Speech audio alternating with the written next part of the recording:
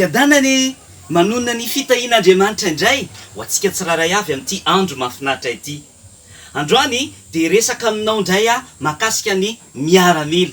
Mino fa antsika rehetra mety efa samy nahita miaramila daholo e? Mety efa samy nahita miaramila daholo ngamitsika. Ireny miaramila reny dia nofanina manokana ampianarina hiady hiatrika zavatra farak'izay mafy, hiatrika zavatra tena mafy indrindra. Andriamanitra ihany koa dia manana miaramila any an-danitra izay antsoina hoe anjely. Fa ety an-tany ihany koa izy dia manana miaramila ihany koa, ary ireo miaramila ireo dia izay olona nanome ny fiainany an' Jesosy Kristy dia lasa miaramila an' Jesosy Kristy. Ireo miaramila Jesosy Kristy ireo dia afaka hiatrika zavatra mafy ihany koa izay mety ho atrehana ety ambonin'ny tany. Dia rehefa avy miatrika zavatra mafy ety ambonin'ny tany dia hoentin'Andriamanitra makany an-danitra amin'izay. Fa androany aloha tsika dia hianatra, sika tsiraray avy reto mba tena ho miaramila an'i Kristy daholo tsika rehetra, satria izy no kapiteny, izy no mpitaridalana.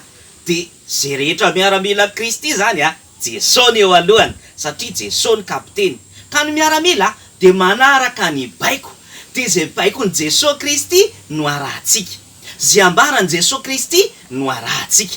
Ka ninona zavatra tenenin' Jesosy Kristy zany dia natao anaraka ny tenin' Jesosy Kristy ny miaramila an'i Kristy.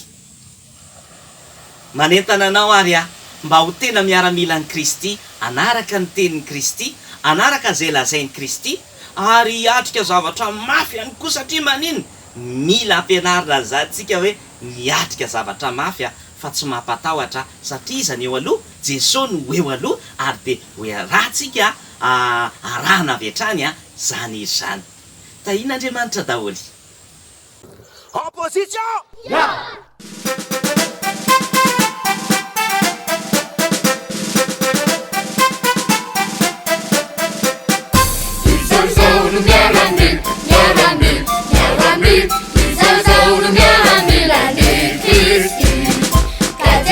No capitán, capitán, capitán, Jesús no capitán,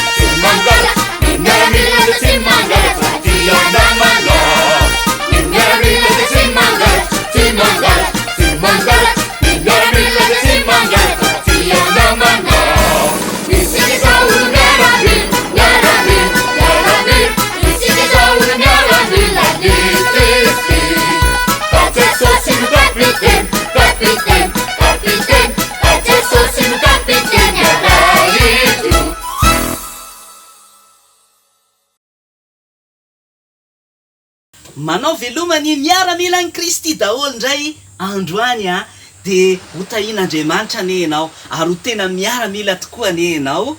Mandra-piona.